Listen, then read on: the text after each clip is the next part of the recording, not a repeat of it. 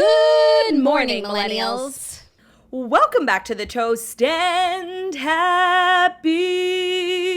This one gets like a little extra vibrato because not only is it a Friday, it's a Friday before a motherfucking holiday weekend, bitch. Friday, gotta get down on Friday. Everybody's looking forward to the weekend. Friday, get down Friday. Fun, looking forward to July 4th weekend. Beautiful way to usher us into the weekend. Turdy-loo hoo, turdy-loo screw. Turdy, how are you? I'm darn good. I can't lie, Jax. It's Friday. Was it a long week? I don't know. When did the week begin? When did the week commence? Such a good question. Why do I feel like we didn't have a show on Monday? No, we did. I believe it was audio only. Oh, okay. These last 2 weeks have kind of just been like a jumble. I feel like hodgepodge. After July 4th week, we'll get on more solid footing. Like we have Turdy's birthday. We have a couple of full weeks. And right now it's just summer tings, Turdy. You got summer brain. Summertime and the living's easy. Trills. It's crazy that it's the last day of June. Oh my God. Anything you want to say to June before she departs? Yeah. Bye. June is a nice month. It is, because, it's really not so hot yet. Even though the weather has been crap in New York, between, the California wildfire, smoky air, this, surge of rain and humidity we've had over the last 2 weeks. The weather has been crap, but I think June in general, it's, a nice welcome to summer. It's, half summer, half spring. It's nice. Yeah. It is nice. It's a short month. It's a 30-dayer. Oh, is it? April, June, and November. Exactly. The weather has been, I find, nice. Aside from, the smog and all that jazz, it's not been very warm, and it's been kind of cool and nice. Not to be, the rudest bitch on the planet, but, how the hell would you know? You're on bed rest. Wow. Well, I check the temperature every day to see what baby Harry needs to wear. Yeah, but, you aren't feeling it. You're not out in the streets, getting chub rub. No, but I'm seeing every day it's in the 70s. Every day. I know, but it feels different. And every day we go for, sweatpants and a T-shirt. Well, baby Harry is so stylish. And the thing about baby Harry is, he could be dressed, inappropriately, for the wrong weather, and he wouldn't let it get in the way of his fun. For Harry, fun is the number one priority, whether he's wearing shorts, whether he's wearing pants, whether he's wearing the cutest gift that I just got for him that I ordered in the wrong fucking size because I'm so dumb and stupid and ugly. Well, I know that your gift didn't go over the way. Yeah, your gift flopped. But it was so thoughtful, you guys. It was so thoughtful, and it feels like we got a gift. I got it from shoplukehomes.com. Ever since his wife, Nicole, took over their, merch design, marketing, she started making the cutest stuff. And she's been doing it for a while. I don't know why I'm talking about like it's new. But she does a lot of baby stuff ever since they welcomed in their beautiful first child.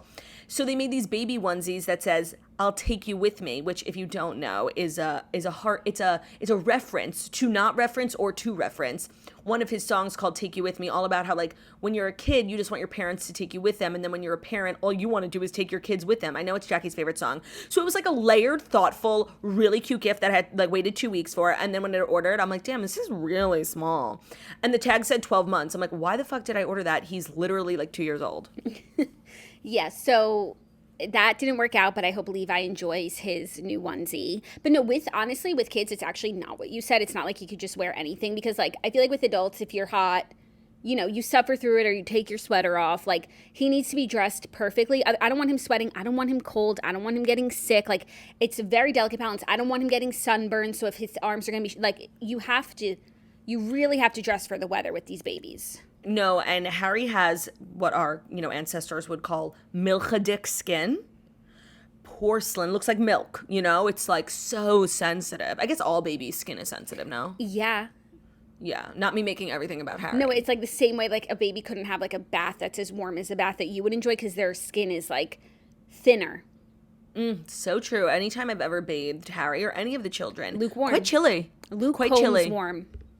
But no, just referencing back something I said before, can we also talk about really quickly how children's clothing sizes make absolutely no fucking sense? Like, anytime I'm buying a gift for a kid, it's like, okay, 0 to 6 months, 6 to 12. That I can get, Okay. 3T, 4T? What the fuck is that? 3-year-old, 4-year-old.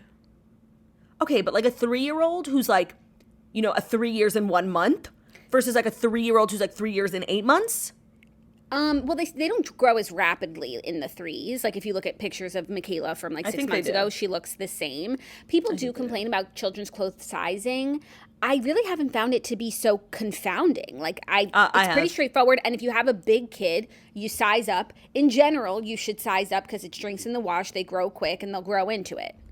No, that's the thing. Like whenever I'm buying gifts for Brian's son, Dean, Brian is 6'7". Jackie, his baby, I know you haven't seen him in a while. He's as big as Harry. And he's the same age as Levi. Right. So you just size up. Like, I don't think I've ever successfully bought, like, a friend of mine or a sister of mine a gift for their child that was the right size. Okay, here's the pro tip. Size up. Even if you got Harry an outfit that was 3T, like, that wouldn't fit him today or tomorrow, but eventually it would. But what's the point in buying a gift for the favorite baby in your life if they can't wear it immediately and, like, you can't take 1,000 pictures? Okay, well, if you want to wear it immediately and you really don't know what you're doing, just ask the mother for the size. But then what's the point of a gift? It's supposed to be a surprise. So then ask the father. That's a good call. That's helpful advice, Jax. Ask the father. I'll take you in me. Not me making, like, children sizing about myself. You wouldn't expect anything less, Turdy. You know what? Oh my God, I just had the best idea for a Patreon episode. Okay. Claudia trying on Harry's clothes? Okay, rude. No. We come up with like a list. You come up with a list of topics. Okay. Like random, obscure topics. And the challenge is I have to talk about each topic until I can make it about myself. Oh, that's so good. And I tell you, the episode will be 3 minutes long. Like, I don't have a problem. Like, let's do a trial run. You'll be able to rise to the occasion? Yeah, throw me like a crazy random topic. A crazy random topic. Okay. Bedding. I mean, so easy. First of all, who spends more time in bed than me? And the importance of bedding can't be understated. I also have a podcast. I don't know if you guys have heard of it. It's called The Toast. We talk about like bedding a lot. And actually one of our, primary sponsors is a company called Boll and Branch. Highly recommend. Use code TOAST. Okay, that was really easy. Yeah, bedding. I mean, hello. I'm just looking around, Wenchy Lou. Okay, but like bedding, like. I'm looking around. I've been put on the spot. Construction. I mean, my life is literally dictated about construction. Oh my God, literally last night. This isn't construction. See, look, I already did it. But I don't want to spoil it because it's all documented in the vlog that I'm putting up today on Patreon. But last night, me and Margot went to the Summer I Turned Pretty premiere party. Like the whole cast was there. We got glam. We looked so stunning, if I do say so myself. So I'm not going to like spoil what happens in the vlog. But I guess I didn't even know the president was in town yesterday and I had to go all the way downtown. I had the craziest fucking Uber driver, Jackie. And like I had been in the car for 20 minutes and I had gone 3 blocks. Like, and if I was wearing the most uncomfortable shoes. I was like thinking about taking the subway, but honestly, I don't think I could have made it in those shoes. I probably would have just went home. I don't want to spoil it, but I had like a scary incident in an Uber last night. Like I'm not scared or like put off by road rage. I totally understand road rage. I have road rage. My husband has road rage. But this was like another level. I was sending you guys videos because I was like, should I get out? Like, am I in danger? Or is like just the traffic cop in danger? Yes. I look forward to seeing the vlog. To be honest, the videos that you sent, I do not feel like they captured the feeling, what you were feeling, because it just felt like, like a New York driver, like, hey, get out of my way. I've been driving longer than you. Yeah, but he wasn't, like, that's classic yellow cab driver energy. Like, if your yellow cab driver isn't yelling at the traffic cop, like, he's not doing a good job. This felt, like, a little scary. Like, he just seemed, like, a little, off. I don't know. He was really freaking me out. But maybe I was just being dramatic. You? You would never. No. Not Turdy Lou. No. But I don't want to diminish your experience. Trauma. So I'll watch the vlog and see for myself, and experience it as you did. Well, I'm not going to put any of the footage of the driver. I was just sending that to you guys, like, to be like, should I get out? Oh, and the other reason that made it scary that I feel like people don't talk about, in a yellow cab or, like, any type of regular car, if you're in the back seat, like, and even if the doors are locked, you pull the lock up and you can get out. But he had a Tesla, and they don't have that in Teslas. That, like, kind of freaked me out. I didn't realize that. Yeah, locking and unlocking the doors. It's also, the car does it automatically. There is a button like on the screen, but no, for a passenger, like you're kind of Yeah, fucked. like I always think whenever I get into an Uber, like if anything happens, like if this guy kidnaps me or even a yellow cab, especially a lot of the yellow cabs are old, you literally pull the lock up. You know, that little hack from when you were a kid. But there wasn't anything to help me. But he wasn't locking me in. He ended up being fine. And he was like chatty. And once we got out of the presidential traffic, it was fine. But it was, you know, like he was scary. But also, Tesla aside, some of these newer cars, the lock goes down and it's like Yes. so far down you can't pull it. It's flush with the door. It's flush. Yeah, I feel like that's, you know, that shouldn't be regulation for like a Uber, Lyft, taxi car. But it's hard because it's like, okay, that makes it unsafe when you are in an Uber. But if you're a child, you can't open the door, unlock it, and let yourself out. Like, The children. There's hazards either way. The children. You have to think of the children, Claudia. No, and I constantly am. And I believe it was Jenna Maroney who once said, I believe the children are our future. That was a hot take. That the children are our future? Literally. I know, it's highly debatable. We've got a great show. This is an audio-only extravaganza, which we love, a little Summer Friday energy. Totally. The stories, you were telling me before, they're not, you know, like groundbreaking, but I feel like those, I say this every time, I feel like those types of stories make the best episodes. Yeah, we're just kind of rounding out the week. Some things are follow-ups. Some things are just, you know, what's in the zeitgeist. And I look forward to discussing with my favorite swirly. And between, you know, my book club, The Summer I Turned Pretty, I'm so behind on my TV. I haven't watched the new Kardashians and I haven't watched the new Sex and the City. And I will be doing that. Okay, I watched the new Kardashians last night, and it was like, it on the whole, like Zach was watching with me, he hadn't seen it yet, and like he wasn't loving this season. I'm like, it's not about the storylines. Like there's so much tea like in the in-between of what's going on that like you have to like watch between the lines a little bit. But I actually came up with a really good example of the Dolce Gate saga, and like how would you feel? Like in our family? In our family. Oh, okay, go. Okay, so I got married at the Pierre, right? Yeah. My whole wedding was like, it was a Pierre weekend. Like I Very Eloise, like New York, old New York, Hollywood. Like I was just like, I mean, the difference is they didn't like pay me to have it there. I paid them, but whatever. Like, you know, I really, like that was like really my whole. You paid them. I paid them. That was like my whole wedding vibe was like the Pierre. Aesthetic, you know, that was a big part of Zacchio. So say I had my wedding at the Pierre, they like loved having the family there and it was really good for them. And then a few months later, like they wanted to make you the face of the Pierre and do like a whole like Eloise at Turdy at the Pierre vibe, and like you were going to be their new like spokesperson. Face. Sounds amazing. Okay. Sounds amazing. Like, yeah. Would I be allowed to be like have some feelings about that? Well, by the way, if it happened now, I feel like you wouldn't have feelings about it. If it happens 4 months after your wedding. 4 months after the wedding. Yeah, because now it's like, yeah, that sounds awesome. Why couldn't I do that? Right. But 4 months after the wedding. 6 years. Yeah, no, I'm like, is this bitch seriously saying she would be mad right now? Because No, like, 4 months, if the Pierre calls, I'm answering. Right. No, 4 months after the wedding, like I'm riding the high of my wedding. You can't talk about my wedding without like talking about the Pierre. And they like loved working with our family so much like that they want to make you the face of the Pierre. I get it. No, that's a good example.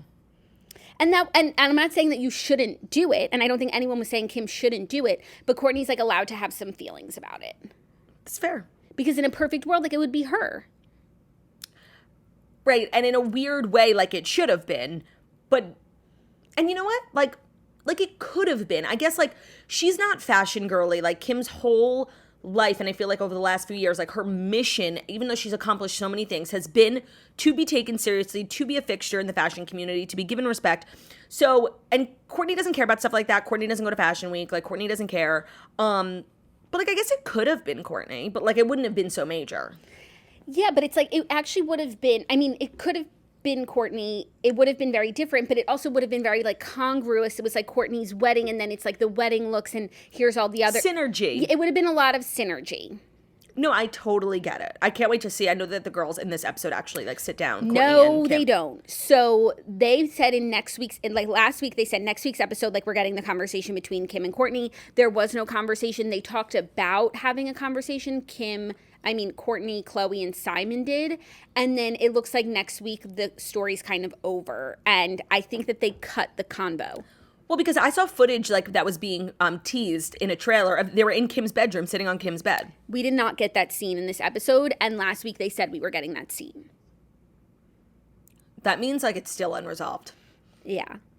Damn. No, something. And then I saw a bunch of people on TikTok clipping just like different, not like major storyline moments from the episode, but like, you know, it's like the subtext of it. Like that's Courtney what I'm saying. and Kim. The subtext of these episodes is really interesting. Even the fact that they had a huge birthday thing for Kim. She had a birthday dinner that Chloe planned, and then the next day, like Chloe and the crew, like the mom crew that they're all friends with, were going to Vegas to see Usher, and like Courtney wasn't there. I'm sure she was invited, but like, why doesn't she hang out with them? Well, you know, they're in like such different places. Like I feel like Courtney's in her like nesting, especially now that she's pregnant, but like her, you know, newlywed stepmom blended life. And Courtney and Kim, especially Kim, it's like Kim's getting out of like a big marriage. She's like free woman, single girl era. Like it really is such different places in your life for like a woman who's 40, you know? Yeah, but the thing is, it was just an evening. A night. And the night before they were at Kim's birthday dinner, so they're in town. It's just a few hours. Like the kids are already asleep. Like if she like, it's just like they're not hanging like friends like they used to. Yeah. I also feel like Courtney's probably in a place right now with her marriage because it's like so new and they're so honeymoon where she doesn't want to do stuff without her husband. And that was clearly like a girls' night, right? Yeah. And I do think most of those girls are single.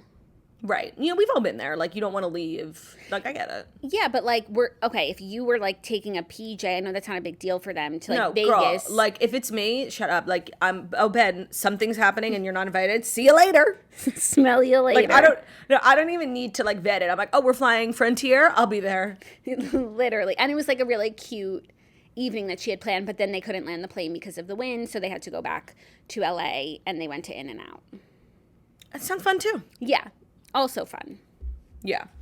Okay, well, I'm going to watch that and all the TV I missed. I'm going to catch up this weekend. And programming update, we are back from July 4th weekend on Wednesday. So you will not have Toast Monday, Tuesday. I don't think people will care because I think the corporate girlies might be working Monday, but they're definitely not working Tuesday. They're definitely not working Tuesday.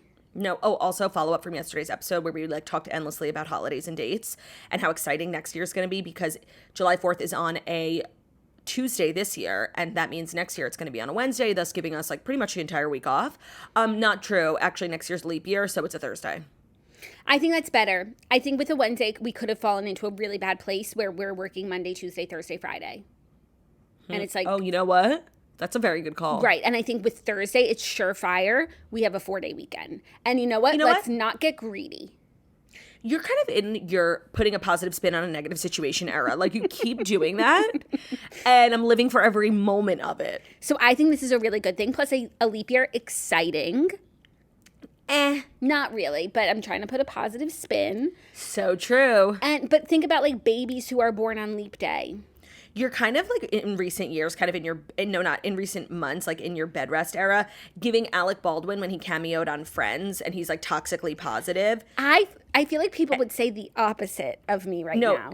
Like I'm in my hater era. No. Maybe a few months ago you were in your hater era, and I can respect and relate to anyone in their hater era because I can stoop as low as anyone else. But now I feel like every time you're telling me stuff, like you're like changing my mind. Like when I'm being negative, you're literally about to call the Long Island Expressway a concrete miracle, you know? Well, forgive me for trying to put a positive spin on a negative situation. That's so true. I just want to say, like, for me, I'm just always, saying what comes to mind. Like, I don't feel like I'm in a positive era or a negative at any given time. If anything, I would think I would be in like a negative era right now. Right now. But I guess you're saying I'm positive, so I'm positive. But like, I hate everything. You do.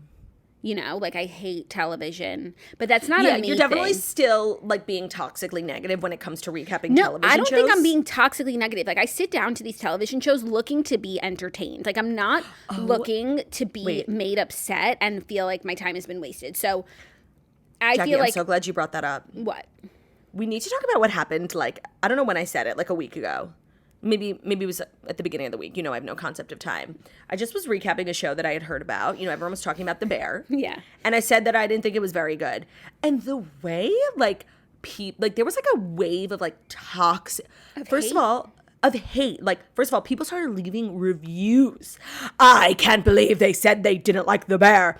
People then like took it as like, well, clearly Claudia wouldn't like the bear. She's so privileged. She couldn't possibly understand what it's like to work in food service. What? Like, it's literally a TV show. Like, the people who like stan the bear were triggered. Like, it was giving former Toaster like 2019 energy. Like, it was psychotic, you guys. Like, I'm allowed to not like a show, and it doesn't mean, oh, well, Claudia obviously doesn't respect people who work in food service, so it makes sense. Are you kidding me? No, it's really crazy, and you never know when you're just going to kind of like step on a landmine like that. And like what shows just have these cult followings that can't handle a different opinion. Right. And I didn't say that people who work in food service don't deserve respect. Did I say that? They're acting like it's a documentary about the food service industry. It's not a real restaurant. Oh, right. And then speaking of, totally random, I saw a tweet last night I have not been able to stop thinking about. Share. Jeremy Allen White is the wait, hold on. Wait, I don't want to fuck it. Why don't you search it? And I'll just caveat by saying, like, whatever you're about to say, like, it's not going to mean a lot to me because I don't know him. Okay, fine. But someone does. Yeah, everyone does. Jeremy Allen White is the working man's Timothée Chalamet. Okay. And it's such a good call if you, like, know about his previous roles and just also the way that he looks. Because, like, you know, Timothée Chalamet is very, like, highbrow actor, French vibes. You know, he wears, like, little culottes and loafers. And Jeremy Allen White is, like, very, you know, high profile actor, like, does these really, you know, serious acting roles. But he's always playing, like, a working man, you know? Yeah. Usually based in Chicago. I thought it was a great call. Great. Yeah, just wanted to share that with anyone who might care. I love when there's a great call that just, like, sums up a situation. Same. And, like, puts your thoughts into words. Yeah, yeah. You know? Mm-hmm. Okay. So, I guess without further ado, yeah, let's get into the Fast 5 stories that you need to know. And the Fast 5 stories that you need to know are brought to you by Lululemon. Lululemon, and specifically Lululemon shorts, were made to stretch, flex, and support the infinite ways of working out, giving you the courage to leap into something totally new and totally unexpected. So Lululemon, we know, is the go-to destination for everything this summer, but specifically shorts, because they are all made to last. They're made super well. We love the Hottie Hot short, which is their short with a comfortable range of motion and a really flattering fit. They allow you to max your stride so you can move freely with confidence. The lightweight, swift fabric lets in airflow so you can move around without any sweat, without any baggage. It's designed to wick away sweat before you even notice it's there. You can also carry your essentials in the two perfectly placed, very discreet looking pockets. Also, we love the Wonder Train short, which is their short with a supportive stretch that keeps you dry. It's powered by Everlux fabric, so the Wonder Train collection manages heat and sweat so you're staying comfortable and focused. The material is sweat wicking, quick drying. It absorbs moisture and wicks sweat away during the most intense training or, you know, just the most intense sweaty day. You know, some of us aren't training, but we're still sweating. They also have great shorts for men. The Pace Breaker short is versatile. The lightweight fabric means that you can train, move, and stretch how you want to without the baggage. The secure storage means that you can keep things close without feeling everything bounce around. So it's that time of year. We got to be investing in good shorts because we're sweating. We've got creases and crevices galore down there. So get into Lululemon shorts at lululemon.com. That's LULULEMON.com, lululemon.com. I've been loving their shorts during this, you know, undercarriage season. You know what I'm saying? Mm-hmm. Today's episode is also brought to you by BarkBox, which is so exciting because BarkBox is a brand new sponsor, and I've been a BarkBox subscriber since the day Theo walked into my life, and he literally just walked into my life. Hi, Angel Man. Let me think. I got Theo in 2017, and I think before he even arrived, I had subscribed to BarkBox because I had heard so many fabulous things about it. BarkBox is a monthly themed box of original toys, delicious treats, and unleashed joy. Every box is tailored to your dog's unique needs and personality, and it's designed to make them happy. BarkBox is made by Bark, the dog-obsessed company with one goal: make dogs as happy as they make us. And playtime isn't just for pups. It's for our pup parents too. Every BarkBox is designed to bring dogs and their humans together. Opening your monthly BarkBox becomes a special tradition for the whole family. It's also hard to beat the value and convenience of BarkBox. You know, if you're a dog parent, you constantly have to be buying new treats because they eat them all, new toys because they destroy them.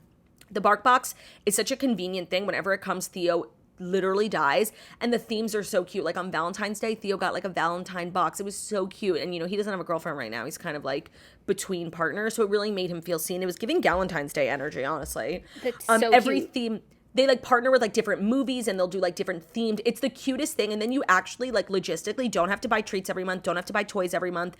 And it's just nice to have it because I'm constantly cycling them out. You know, I have to throw away the ones that Theo destroys. If I may, for Streisand, BarkBox, we're kind of new to BarkBox, and I realized I needed to get it because Harry has so many toys, and like Bruno does not have that many toys as Harry does, and he always wants to steal his toys. So I got Bruno on BarkBox. I'm like, you have your things, your brother has his things, and Bruno's just in heaven. And now, of course, Harry wants Bruno's toys. Sign up now and BarkBox will double your first box for free. That's twice the toys, treats, and chews. And so to start spoiling your dog, visit barkbox.com/toast. That's a good sponsor. I'm excited about that. Yeah, Bruno's right here, and he's like wagging his tail. He's like, Mom, you killed it. You killed the ad. You killed the ad, Mom. Are you ready for our next story? Our first story. I'm not ready for the next one. In no particular order today, I would say. Okay. But I would say some big news of the day is that Olivia Rodrigo's new single, Vampire, is here. And she's spilling the tea and talking about how it's helped her with feelings of regret and anger. So her single, Vampire, and the video are out now. She posted on Instagram, I made it with my very talented and wonderful friend. Writing this song helped me through lots of feelings of regret, anger, and heartache. It's one of my favorite songs on the album, and it felt very cathartic to finish. I'm so happy it's in your hands now, and I hope it helps you deal with any bloodsuckers in your life. Yeah, so highly anticipated second album she just announced. It's called Guts. And she's clearly going for like a 4-letter motif, you know, sour guts. Mm-hmm. And the first single off of it just came out last night. I listened to it once, you know, she's got a way with words. She's a very talented lyricist. Like she gives kind of pop punk energy, like Casey Musgraves vibes. Oh, I wasn't getting Casey Musgraves vibes, but you know what I was? No, I mean, I'm sorry. Just in terms of like her actual writing, not anything having to do with the beat. Got it. I was listening. I listened to Vampire once. Very nice. I liked the beat, and the lyrics were obviously very pointed and personal. But I was listening to Kelly's album again and again, and some of her songs were actually giving me like Olivia Rodrigo vibes because I guess they're both like, you know, pissed at a man. Scorned woman. Yeah. You know, and they've both been like taken advantage of. They should collab, honestly. They're in kind of the same era, but like Kelly's like the millennial version of Gen Z's Olivia Rodrigo. That's actually a very stunning comparison, and I like that a lot. I also fell down a rabbit hole, specifically on Liz Height's Instagram story, where people were just trying to break down like what this song is about. And I think immediately people went to her ex-boyfriend, whose name is escaping me because he's not like super famous, because, you know, she writes about love. But there is this like theory floating around that perhaps the song could be about Taylor Swift and Olivia Rodrigo's like kind of fractured relationship. We don't have any confirmation that it's fractured, but there's weirdness going on. I don't think it's that. You know, there is like a lyric that feels like a direct response to a lyric from an old Taylor Swift song, because baby, I could build a castle out of all the bricks they threw at me. There's a lyric about, you know, bricks in a castle. It's a stretch for sure, but I'm loving the journey. I don't know. It felt very much like about an ex-boyfriend and how all the girls said that he was something and she thought they were crazy. You know, like it felt, I feel like people are looking into it too much. Also, I saw that it was released today, which would have been their 2-year anniversary. Yes. I'm going in the direction of that guy. Also, because he's a bloodsucker, fame fucker. I guess if you're feeling really nasty, you could say that about Taylor. Yeah, no, that doesn't apply. To Taylor. No. No, on its face, it sounds like something you would say about like a clout-chasing boyfriend, but whose name we literally can't even remember right now because he's not even famous. Right. But, like, maybe we could do some mental gymnastics to make it about Taylor. To get there. I don't think she would call Taylor a blood-sucking fame fucker. And I also think if she wrote a song about, like, the dissolution of her relationship with Taylor, it would come more from a place of, like, sadness and disappointment than anger. And regret. Yeah, by the way, I don't want it to be about that. I'm just, like, you know, some people have moved on in their life. Like, I think daily about like what the hell happened between those two. Like they were so fast and so furious, and then silence.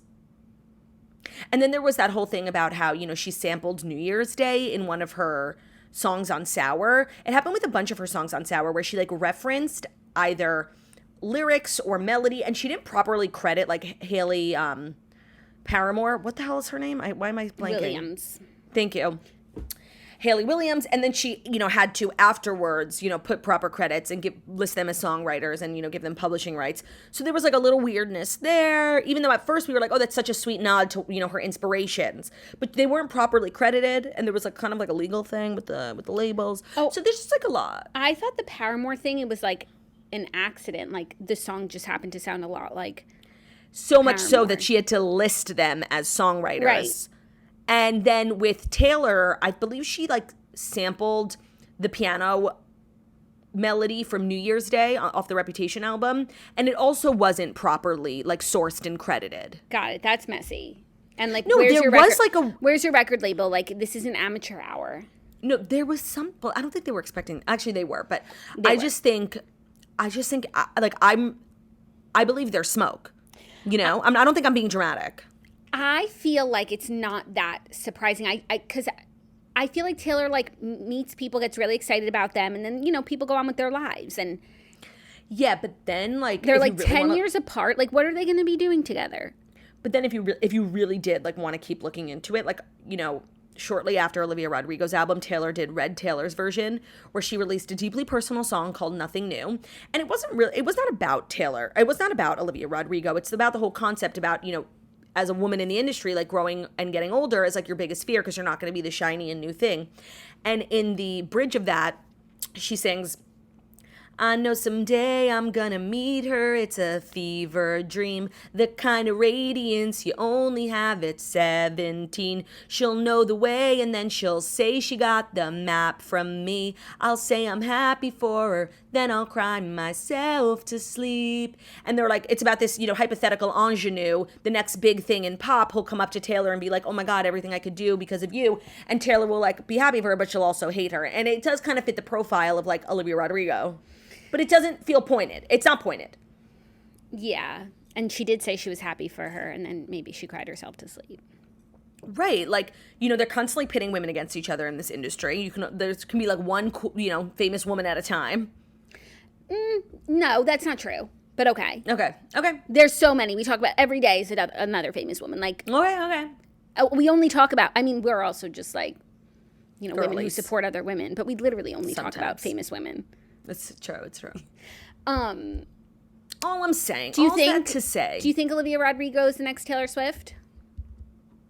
Well, maybe a few years ago I would have said that. Like, but I think the next Taylor Swift is Taylor Swift. Like, she's bigger than she's ever been. Like, I don't even look past Taylor. Yeah.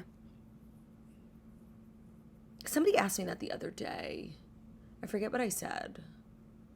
I had like 3 cocktails and I gave a bad answer. I think I said like Casey Musgraves. What did they ask you? They were like, okay, well, like, who's like the next big up and coming? Like, who's going to be as big as Taylor? Because we were all like drinking and I was like playing Taylor for everyone, being like toxic, like, and then she says this. Just trying to make them understand, because I think one of the guys at the dinner I was at was like, look, yeah, like all she does is write songs about like heartbreak. And I just had to like give him a whole fucking lesson, God.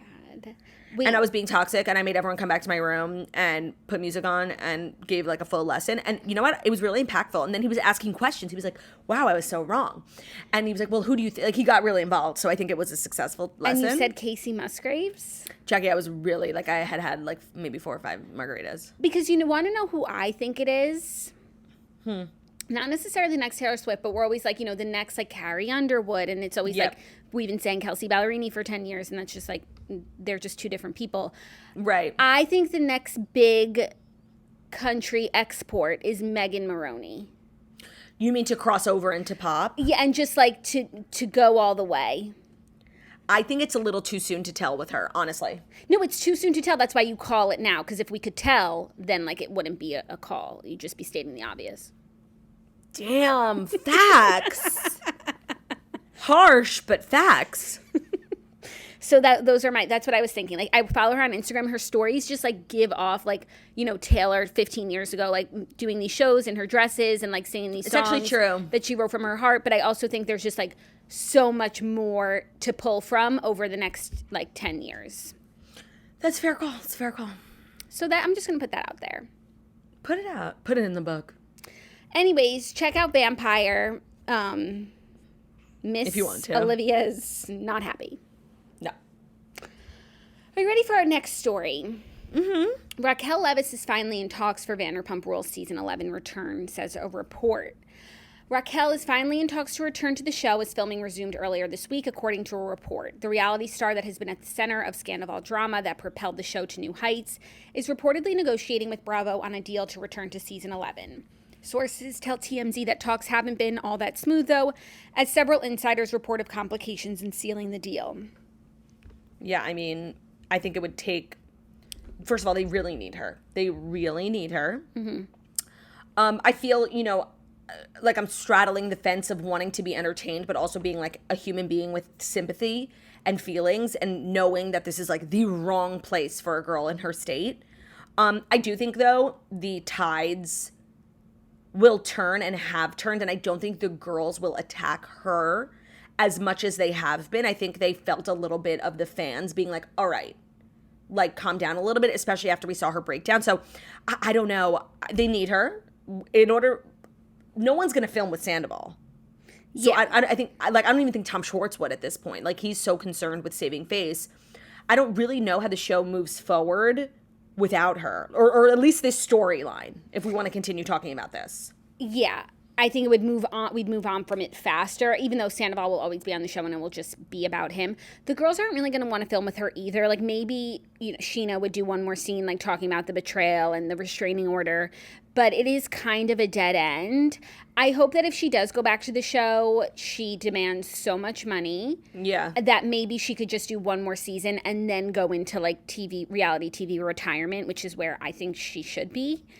Yeah, and I also think Bravo should really give her whatever she wants. They need in terms her. Of money. They need her because they want to like keep milking the Scandival cow, and they really can't do that without both of them.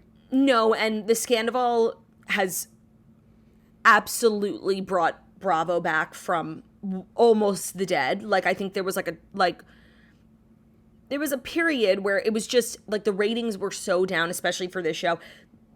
I don't think whatever she's asking for could be too much. No. Do you see the caliber of advertisers by the finale? Right. Like, you have money. Right.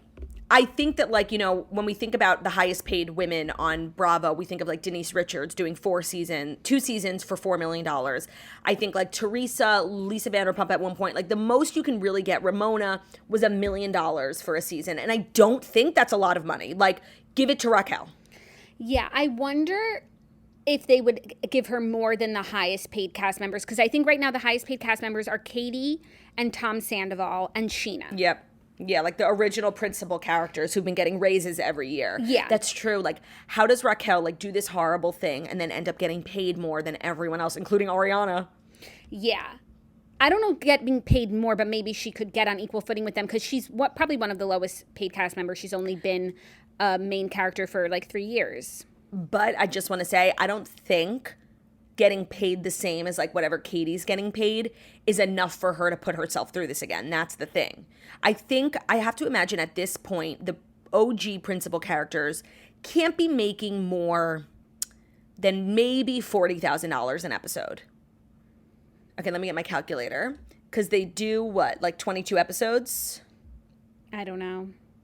Yeah, I think they do. 40,000 times 22. Oh, that's actually almost $1 million. It's 880. Yeah, I think she could negotiate for $1 million for the season. Me too, but it would just then be crazy that she would be the highest paid person on the cast when she's really been on it the shortest. She is in the wrong, Yeah. It's interesting. Like, she's getting rewarded for bad behavior, but honestly, at this point, I feel like she's been through so much. Like, give her the money. Yeah, and it's television. Like, it's not the moral center. Compass show. This is how it works. You get rewarded for bad behavior. I do think she's been punished thoroughly. Enough. Yeah. And if they want her to put herself back in what is not a good situation for her mental health, then that's going to cost you. You know what, Jax? I agree. It's economics. It's simple math. Yeah. Well, I do selfishly want to see her on the show, but like as like a woman and a human being, like I actually really fear for her. Yeah, and I also would be okay with like moving on from, I personally feel ready to move on from Scandival. I know I'm probably in the minority in that, like, you know, all the Bravo accounts, like everyone's still living for like every morsel of tea that comes from it. Like I would be fine moving on from it, like accepting the season for what it was, which was like a juggernaut of craziness, and then seeing like how the cast like wants to rise to the occasion now that they've expelled these two people. It ain't gonna happen, but yeah. You know, like I would be okay with that, but I don't think you're alone in that. Yeah, I am alone in that, but that's just a little bit about you. That's just a little about me. I'm always alone, Turdy Lou. Uh-oh. No, I got my turd. I'm okay. And I got Streisand. Streisand. Are you ready for our next story? A little more TV news. Yes. A little more negotiating news. Because Vanna White is in negotiations to remain on Wheel of Fortune, hosted by Ryan Seacrest. So Vanna White doesn't seem likely to say goodbye to Wheel of Fortune just yet. Speculation has been swirly twirlies, regarding her future with the popular game show following longtime host Pat Sajak's announcement that he is retiring after 41 seasons, followed up by confirmation that Ryan Seacrest will take over hosting duties. First, I didn't get to the part in Wednesday's episode where you talked about Ryan Seacrest taking over. What were your thoughts? Well, we were saying how everyone's like, oh, this is an uninspired choice, yada, yada. But we really felt like, honestly, it's a job for a proper host. It's a job you have for life. He quit Kelly and Ryan. I have to imagine that has something to do with this. I actually think it films in LA. So I think he actually could do this. Wheel of Fortune, yes, it's on every day, but it's not one of those shows. It's filmed in the matter of like 2 weeks for the entire year. Yeah, they bank the episodes. It's not relevant topical stuff. They don't need to be filming every week. So I actually think his plate, I know everyone's like, Ryan, go to sleep. He's a hardworking person, and I actually think this fits into his schedule. And I think he is America's host, and I think Pat Sajak is a beloved figure, and I think Ryan Seacrest could be that. So I'm here for it, even though it's like duh. But we had a longer conversation about like, what does this mean for Vanna? Because this is clearly ushering in like a new generation and a new era of Wheel of Fortune. Does that mean Vanna gets the boot? Well, so she's still... And they bring on like an Instagram model? They're still talking about keeping her. I think the right way to do it is to keep her with Ryan for a little bit. Let us get used to Ryan. And then when Vanna wants to go, to then make that change. I agree. Like, it doesn't have to be all of a sudden like, this is the new Wheel of Fortune. And it's like, no, Wheel of Fortune like works really nice the way that it is. 41 seasons, that's fucking crazy. Like, if it ain't broke, don't try and fix it. I agree. I think it'll make it a lot easier for the people who, tune in because they love Vanna and Pat for the last 50 years.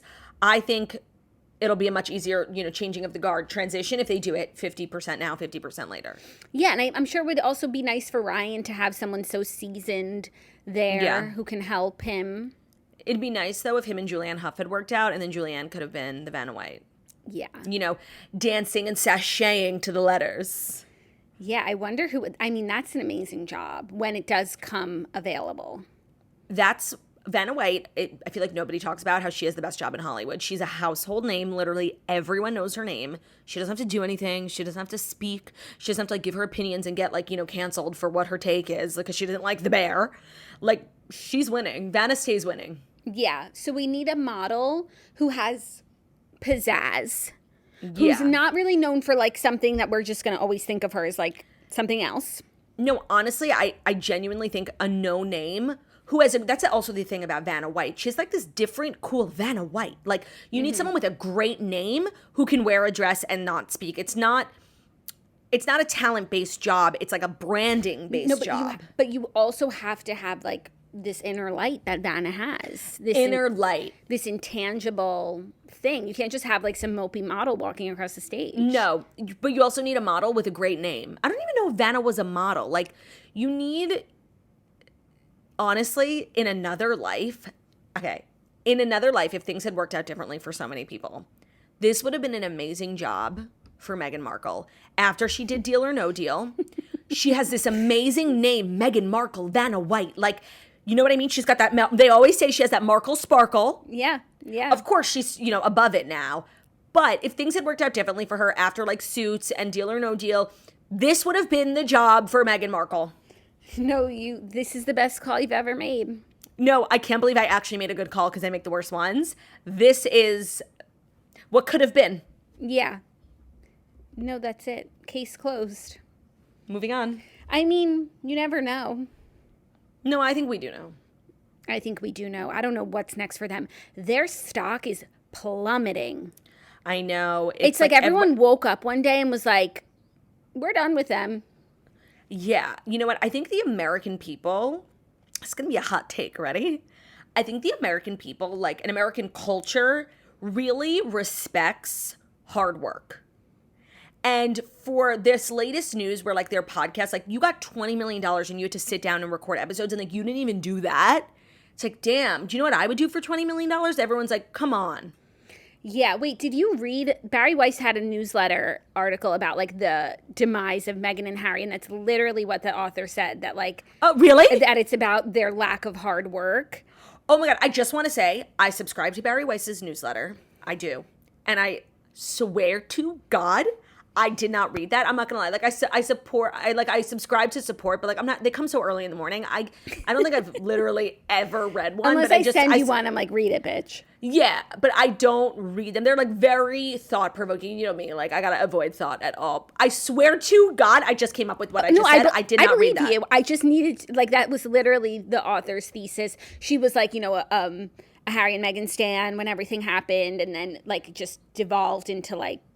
Everyone sort of turned on them, and her thesis was like that it's the lack of hard work.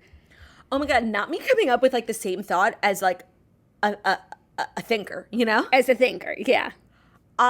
This is, by the way, I'm 2 for 2 today. Like, this is the best day of my life. Yeah. That's so funny. But no, the podcast stuff, the not doing the interviews with the non-famous people. And that's what I feel like we never clarified, because Andy was like, no, I spoke to her. I did when you were off the show. I said that, like, it's entirely possible, like, what Andy's saying is true and what this professor is saying is true. Like, yeah, Meghan didn't think it was worth her time for this non-famous person to interview, and so she dubbed her vocals in that episode. But I believe Andy, and I believe that she sat down with Andy and Mariah Carey and Paris Hilton. Yeah. No, it just feels like in the last few weeks, like, all this stuff, like, negative stuff, and people are just, like, talking so negatively about them, whereas, like, no one would do that for the last few years. Even Dumois, like, posted, like, a thing... and people are saying that their marriage is suffering, but I feel like that's that's like an easy low thing to say. I don't agree, know that actually. I believe that, but then Dumois posted a blind, like she never posts about Harry and Meghan. I don't know if you ever noticed that really. I'm sure she gets so many tips, but she had said when she came on the Toast, like it's just not worth talking about them because their fans are just like so vicious. They'll just call you like sexist and racist. But so she posted someone like a tip like Harry and Meghan aren't doing well, and she was like, there's a lot of noise about this now. Oh, I see that on like these royal TikTok accounts. I don't believe it because I've watched a lot of what they've put out and I had thoughts on all of it. But one of my major takeaways, like these are two people who are deeply in love. Same. I agree. And at this point, it would not behoove them to have marital troubles. Like, honestly. No, get it together. And at this point, like one of the biggest things that they have is each other. Yeah, and by the way, if they didn't, I think it would be so isolating for both of them. I think if anything, they're toxically attached and dependent on one another because they need each other. Like they're so removed from even like Hollywood. They're too famous. Like they don't go out to dinners and go to parties. Like they have each other and they live on these big pieces of property and they have that family. And I think that they love each other deeply, and I think that they also really need each other. Yeah, I agree. So I don't think that... I believe in their love. Like, I really do. I do, but I also could imagine that having this, like, professional trouble right now, like, might put a damper on things, might be hard times, but, like, I think they're very committed to each other. I don't think anything's coming between them anytime soon. Me neither. Are you ready for our next story? Mm-hmm. A little more TV news that I know that you're upset about. Oh my God, I'm so fucking upset. The other two is ending at Max. Amid... What the fuck? Well, so rumors, these might be two separate things happening, but there have been HR complaints. Oh. So insiders say that the show's creators... No, I literally, Jackie, I read the headline and I threw my phone across the room. Like, I didn't even read this article. So it came out that the show was ending. Literally, last night's episode was the last episode. Now, insiders say that the show's creators were the subject of staff complaints and a formal investigation, though ultimately cleared of wrongdoing. So these just could be like two separate things that are happening. But the show being canceled, like, does leave you with questions. So if this was the only thing that was happening, I'm so I don't believe upset. it. I don't believe it's about HR. No, and please, do you know how many problematic people are on television? Like, these two were actually cleared. Like, there was an investigation, so it's like we're blaming that. But, like, you know, whoever is on every show, and The Idol, did you see what they were saying about what was going on at The Idol? Like, please, spare me. Yeah. I'm so upset. And this doesn't feel like, you know, every show we like, nobody likes, and it gets canceled. You know, like, I get that. I feel like everybody watches this show. Like, when I posted it on my Instagram, people I knew personally, message like toasters in the DMs, everyone is like, what the fuck? This is like a show going out at its height. I think the first season and the second season were like kind of quiet, and then people fell in love with the show recently and binged it. Like, I don't know why you would cancel a show with this much momentum when you think about all the crap on HBO. Do And Just Like That next, okay? No, I agree with you. I feel like now's the time where it's been popping off, and it's also very respected, like in the industry. And even if you watch the show, like you can tell it's like it's kind of like Entourage-y. Oh, yeah, I guess. But no, like, it's very elevated. Like, and it's very, like, poking fun at itself. So I feel like, and poking fun at the industry. So I feel like the industry would keep propping it up because it's just, like, a funny industry show. No, and, like, people in the industry go on the show and play themselves. That's why it reminds me of Entourage. Yeah, so something is definitely sus. I'm so fucking upset. Like, my God, I can't have anything. Not to make it about me, but, like, come on. Now you know how I feel. It's no, but like when you love a show and it gets canceled, it's like because nobody watches it. Like, let's be real, not to be rude. And No, like, but it at least, sucks. But, like, yeah, that sucks. But like, just flipping it, like at least you have people to commiserate with. Like when it happens to me, I'm alone. That's true. But like this, I'm just left with confusion. Like, you don't cancel shows that do well. No, not unless like the main character wants to go. But there's like, somebody dies. Yeah, but I feel like they actually don't so cancel when somebody dies. They just like try and keep it alive. Yeah, I'm just like, this sucks. This is ruining my July 4th. Wow. And no one's more upset about this than Ben. Wow. I wonder if Zach knows yet, because we've been watching it. Yeah. I think he's caught up. What was like nothing? Oh, no. He definitely has one more episode. Nothing these days is like actually funny and like really makes me giggle. And I just, look, we can't have anything. No. But you can have him Just Like That in The Idol, though. Thanks so much. Thank you. You should start watching that. Thanks. No, that's exactly the one that I wanted. Good, because it's the one you got. Actually. Well, I'm sorry that this is happening to you. I'm here if you need tools to help get through. Yeah. No, I'm kind of in like the denial phase. It's a good place to be. I'll stay here for a while. It's also hard to find that out, like, while you're literally watching the show. Because, like, say, like, the season ended, and then in a year and a half, they're like, it's not coming back. Like, it wouldn't feel so raw. But it also feels like the rug was kind of pulled out from underneath them. And however this season ended is not how the creators intended for the story and the characters' lives to end for us. Like, right. So they didn't even get to say goodbye. Like, at least you get, when you know your show is ending, you get to say goodbye in a meaningful way and, like, wrap up loose ends. I feel like they probably thought they were going to be back in a few months for the next season, and they didn't finish. Right, of course. Maybe that it ends sucks. on a cliffhanger. Right. I'm sorry. I'm, like, 2 episodes behind, and now I'm going to save the fuck out of them. Yeah. Are you ready for our 5th and final story? Mm-hmm. Which is just kind of some debate news. Okay. Because Heinz has sparked debate on whether or not ketchup should be refrigerated. What? Yep. Obviously it should. Condiment enthusiasts are up in arms about whether or not ketchup should be stored in the fridge. On Tuesday, the Heinz UK Twitter account tweeted the company's hard stance on where the tomato-based condiment belongs. They said, FYI, What'd they say? Ketchup goes in the fridge. Okay, because you know what? If they said that it didn't, I would be like, ew. I'm sure that ketchup is like full of preservatives, and if I left it in the pantry, it would be fine. Like, but I don't need Heinz telling me that, because if they're saying like it is, you know, shelf stable when it's supposed to be fresh tomatoes, like, ew. Ew, but the commenters disagreed. They said, no, it doesn't. You stick to production and I'll stick to consumption. They said, wait, hold on. They said if it was meant to be in the fridge, they'd put it there at supermarkets. No, that's an amazing call. No, it's not, because so many things are refrigerate upon opening. True, tomato sauce. So many things. They're shelf. You know what? Good call. Like, it's sealed when you get it. You have to take that plastic cap off. I'm like, so obviously I want people to sound off in the comments. Like, do you keep your refrigerator? Where do you keep your ketchup? I obviously keep mine in the fridge. Nothing like cold ketchup. Obviously. And it makes it taste so much better. You're having a hot French fry with a cold tomato ketchup. Delicious. Delicious. I can't believe this is even a debate. No, and now that's why they say on TikTok, you can't eat at everybody's house. Like, people do fucking weird shit. That's a funny thing to say. But I also wonder if this is like a UK thing, because this has been like a big combo amongst Heinz UK Twitter. Perhaps. But it just goes to show you can't eat at everybody's house. No, that's really true. Yeah, I know. Like, people stitch it. Like, when they see people, people on TikTok will be like, come make dinner with me. And then they'll do something, like, really gross. And then people will stitch it, be like, that's why you can't eat at everybody's house. That's really funny. Yeah. And it's like people will, or like girlies who are like, clean my sink with me. And they just, like, use hot water. They don't use, like, Ajax or anything. And it's, like, really gross. You can't eat at everybody's house. Damn. Yeah. So it's true. Like, food is so personal.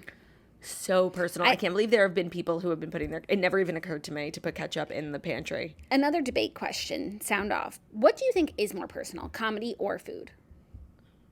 Food. What do you think? I guess food.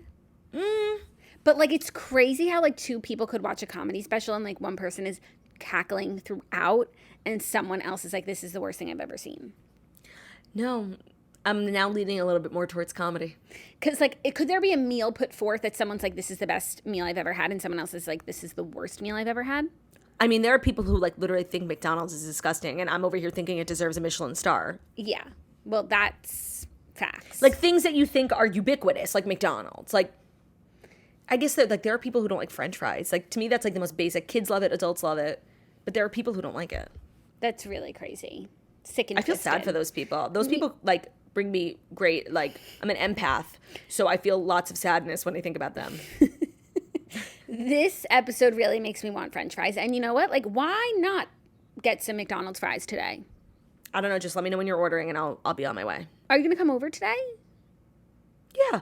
I need to go shopping because I got invited to a fabulous July 4th party tomorrow. So I want to wear something, like, cute, red, white, and blue, but, like, not, like, lame, you know? Mm-hmm. So that's, like, on my list of things to do today. Also, I'm about to finish editing the vlog that I made last night. So by the time this episode goes up, it should be on Patreon. The Summer I Turned Pretty red carpet premiere vlog on the Patreon. Did you get to watch the show? No. I talk about it all in the vlog. I thought it was like a screening. And I was like, literally, I wore uncomfortable shoes. I'm like, it doesn't matter. Like, I'm going to be sitting and enjoying the first episode. I'm going to get to see it. I'm going to get to see it before everyone. And it very quickly occurs to me, Margot, and GBT, who are the stars of the vlog, that we are not getting to see the first episode. I don't know why we all thought that. They didn't even say it in the invite. Because that's what a premiere is. Was it called a premiere in the invite? I don't know. Like, you're getting too in the weeds. And Taylor's Back to December. Okay, don't spoil the vlog.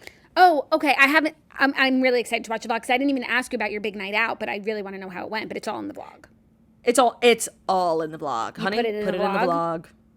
And you know what? Before the episode, you were like saying the stories were shit and like we'll just have to get through this episode. And this might be seriously one of my favorite episodes. Maybe it's because I made 2 really good calls, but it might be one of my favorite episodes in the last 2 years. Should we call it Claudia made 2 good calls? I just think honestly, like, I feel like there are certain themes of the toast, and me making atrocious calls and like bad takes, and then you like checking me. That's kind of a major theme here. And so today, like, I was kind of the thought leader of this episode, and I just think people should know. You're usually the thought leader, and I'm usually like the clown. And I like those roles that we play. I like that dynamic. But it does feel good to be the smart one. And not that you were being dumb, but like I was being smart. I'm really happy for you that you could have that feeling and enjoy it. You know, because sometimes being smart's not cool. Sometimes it's not cool to be smart.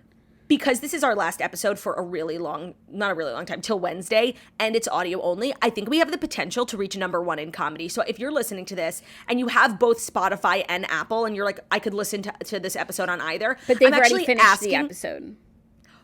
Fuck! Do you want to? I'm actually asking you to go to Spotify and just put it on mute and play it. Like, I think we can reach #1. Oh, shit. Apple. Fuck. Okay, you know what? You jinxed yourself. I said I was smart, and now I'm being dumb as fuck. So we are ending the episode. Quit while you're ahead.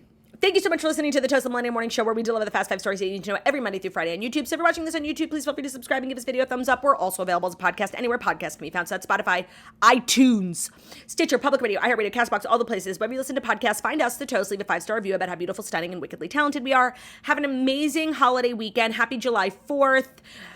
Proud American. Oh, say, can you see? Love ya. Bye. Love ya. Bye.